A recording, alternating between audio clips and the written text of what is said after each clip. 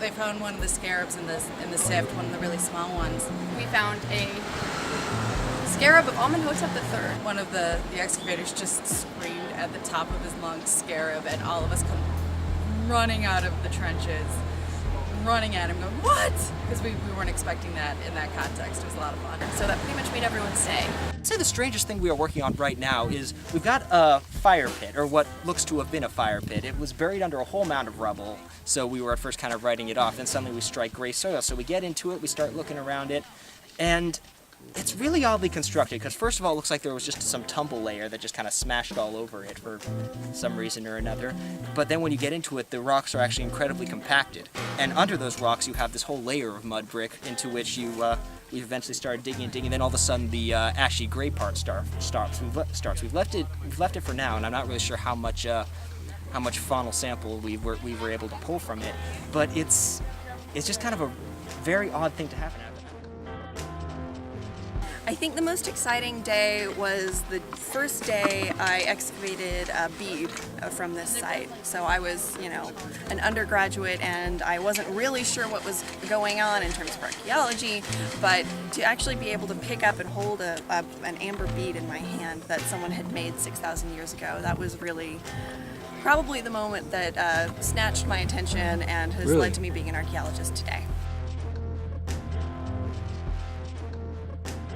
The most exciting is perhaps, as cliche as it might sound, finding gold coins was perhaps one of the greatest moments, but the context of it back home in Malta was that it was found in an Islamic deposit, which was actually one of the first Islamic deposits found in the last 50 years in the Maltese Islands. So finding the deposit and then actually finding something that kind of gets your juices flowing was probably one of the most exciting times of my life. One of the more exciting moments is when we started to find a couple of the Schulian hand X's, because we hadn't found anything like that before. It's a type of stone tool that would have been made by pre-modern humans, so Homo Erectus, and in this part of the world it could be as old as 1,000,000 years old, so this was pretty significant.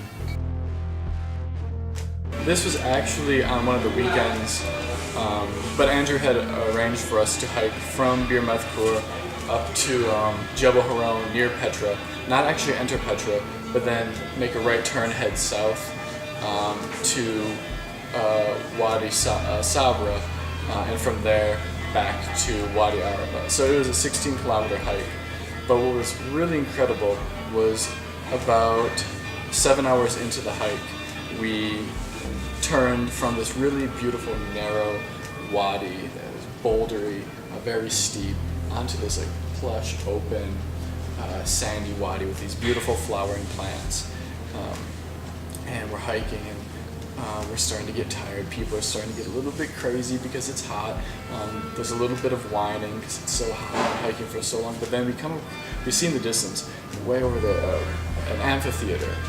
What the heck is an amphitheater doing in the middle of this wadi? It's in the middle of nowhere. But come to find out, we've just stumbled upon a Roman town. The amphitheater could have seated 500 to 700 or so people. So this is a pretty remarkable town in the middle of a wadi. They lived off this wadi. They farmed in the wadi. It still shows signs that it was very fertile. There's an acropolis, unexcavated. A little bust of Athena apparently they found.